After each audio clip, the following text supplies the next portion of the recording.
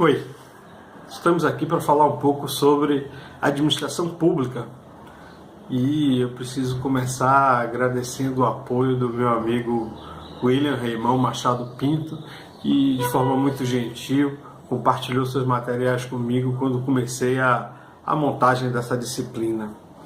Bom, o primeiro tópico que eu quero apresentar é a evolução histórica da administração pública no Brasil. A gente começa a história do Brasil enquanto colônia de Portugal, descobertos em 1500 até 1822, quando Dom Pedro I proclamou a nossa independência.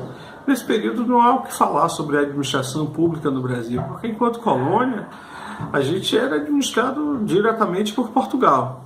Então não há grandes registros desse período, a não ser da insatisfação popular com relação aos impostos portugueses de 20%, né, o famoso quinto, e isso é o que marcou realmente o período. O segundo período é o período do Império. E nós tivemos dois imperadores, Dom Pedro I e seu filho, Dom Pedro II.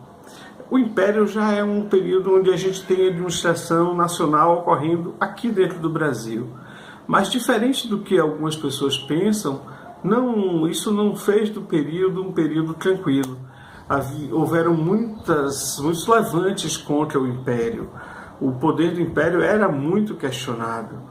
No início ele não era forte, as oligarquias estaduais eram muito fortes, até baseadas na força do poder agrário, que já estava instalado em alguns estados brasileiros, mais notadamente São Paulo e Minas Gerais, né, que até hoje são os maiores colégios eleitorais desse país e que determinaram aí a política, nessa fase, a política do Brasil, muito em cima dos interesses desses dois estados.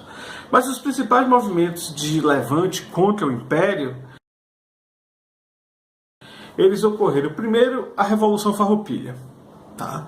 No Rio Grande do Sul, trazendo aí personagens históricos para a própria timeline do nosso país, como o seu maior líder, Bento Gonçalves, como Giuseppe e Anita Garibaldi. Então a Revolução Farroupilha vem com uma ideia de separar o Sul do restante do Brasil. A ideia realmente era de independência. Vamos separar do Brasil. Depois a gente tem o registro do movimento da cabanagem, tá, no norte do país. Na época a gente não tinha esses nomes dos estados, mas era a província do Grão-Pará, o que envolve o que seria hoje os territórios do Pará, do Amazonas, de Rondônia, de Roraima. Depois nós tivemos a Sabinada. Essa aqui nós vimos de perto, né, os que habitavam a nossa Salvador, porque ela ocorreu aqui. Mais uma das revoltas ocorridas contra o Império Brasileiro. E por fim, a quarta que a gente vai citar aqui, ocorreu também aqui no Nordeste do Brasil, foi a Balaiada, que ocorreu no Maranhão. Tá? A ideia, volto a frisar, era a ideia de questionar o poder central para que a gente saísse desse modelo de império e que a gente partisse para uma república. Outro fato significativo ocorrido durante o Império é a questão da distribuição dos poderes. Tá? Diferente do modelo que a gente pratica hoje no Brasil, dos três poderes independentes, o judiciário, o executivo e o legislativo, durante o Império nós tivemos 4 poderes. Nós tivemos também, além dos 3 tradicionais, o poder moderador. Qual era o papel desse poder? Era intervir nos outros poderes, ainda que se garantisse a independência desses poderes, conforme descrito por John Locke, conforme preconizado também por Montesquieu, certo? Era um poder que tinha a possibilidade de intervir nos outros. Depois dessa fase do Império, nós chegamos então à fase chamada de República Velha. Entre 1889, que é a própria fundação, a proclamação da República pelo Marechal Deodoro da Fonseca, e 1930. Durante a República Velha, também a contestação continuou. A gente saiu do Império e a contestação era muito grande ainda. Então, alguns momentos que precisam ser destacados dessa fase. A contestação pelas classes médias, certo? Ainda naquela questão agrária, ainda pela preponderância dos estados de São Paulo e Minas Gerais na política nacional, as revoltas tenentistas, a chegada da arte moderna, tá? Principalmente aí marcado pela Semana de Arte de 1922, ocorrida em São Paulo. Nós tivemos a questão dos industriais, que já pleiteavam o modelo de um país menos agrário e mais propício ao desenvolvimento industrial. E, além disso tudo, nós tivemos a crise mundial, né, econômica, que culminou com o crack, a quebra da Bolsa de Nova York, em 1929. E isso fez com que eclodisse aqui no Brasil a chamada Revolução de 1930. Tá? Ainda falando da Semana de Arte Moderna, eu trago aí duas obras. O quadro da Anita Malfatti, um quadro da Tarsila do Amaral, duas pintoras extremamente importantes para esse movimento e para esse momento da arte brasileira, sendo que o quadro da Tarsila do Amaral é o Abaporu, né? Nosso quadro mais famoso, mais caro, mas que já não está no Brasil. Hoje ele é exposto num museu em Buenos Aires, foi comprado por um colecionador particular que colocou lá para exposição e é onde podemos admirá-lo. Aqui um quadro do Menotti Del Picchia, um outro artista brasileiro também de fundamental importância para a Semana de Arte Moderna.